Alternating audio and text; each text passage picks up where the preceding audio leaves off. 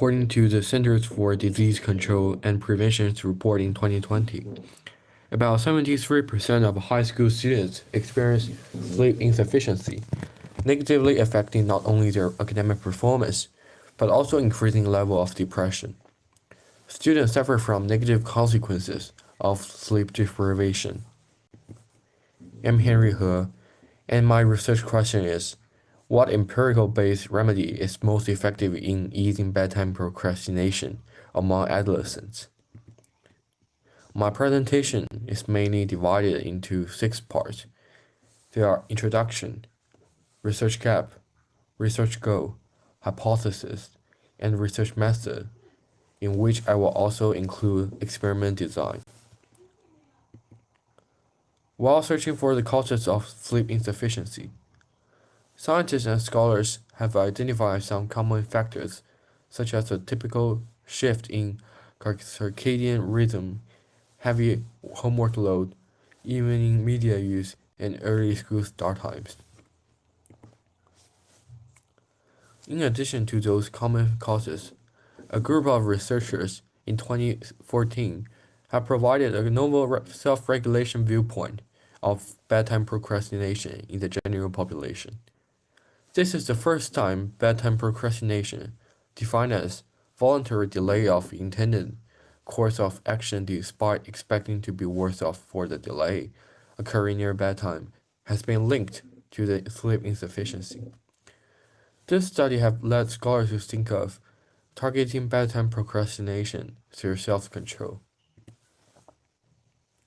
After devoting extensive effort into bedtime procrastination, scholars have had some insight into the issue.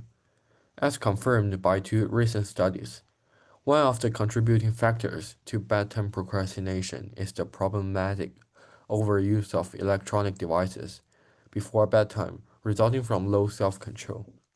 Additionally, the symptom is not equally distributed over all demographics. Among demographics that have access to electronic devices, adolescents are more subject to problematic mobile phone use because of certain characteristics. They have more spare time, poor self-regulation skills, increased identity, and the lifestyle need, including online lectures, gathering information on the internet, and social interaction. This is supported by a study in which nearly 110,000 adolescents aged from 16 to 19 were assessed. Approximately 90% of teenagers will use their mobile phone last hour before bedtime. The extensive time spent on media before bedtime largely reduces the time they actually go to the bed, therefore resulting in sleep insufficiency. The majority of previous research on sleeping behavior has focused on specific subsamples, including night shift workers and patients with sleep disorders. However, far less is known about inadequate sleep in people who do not have sleep disorders but are nevertheless affected by sleep deprivation. Scholars have not proposed an efficient empirically based remedy for self-regulation trait as a factor leading to sleep insufficiency, and bedtime procrastination as a mediating variable. So the research goal of the project is to first propose potential remedies targeting bedtime procrastination through a self-regulation perspective, and those remedies will help ease bedtime procrastination by reducing their phone use at time.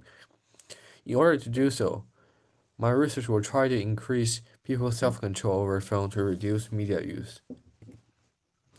Based on the existing literature on self-regulating training methods, I have proposed 3 hypotheses. First, mindfulness training method will reduce the use of media before bedtime.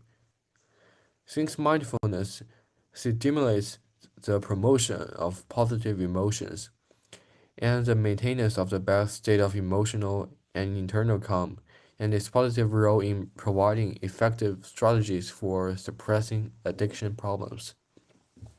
Mindfulness is considered as a method suitable for treating smartphone addiction. The second hypothesis is that Physical activity can increase self-control and thus enable people to better restrain from using phone before bedtime. Adolescents' habitual use of phone before bedtime might due to depletion of their self-control resources after completing their daytime activities. Therefore, accomplishing various tasks that consume one's self-control resources can actually improve one's level of self-control. The third hypothesis is that teaching students how to monitor attention, arrange a sleeping environment that minimize distractions, and manage time may help limit the use of phone. The next part is methodology. The experiment is divided into two parts, which is questionnaire and test. During the questionnaire stage, participants will first be given two questionnaires containing questions assessing their degree of bedtime procrastination and the level of self-control. Then, they will be presented with detailed description of the proposed remedies.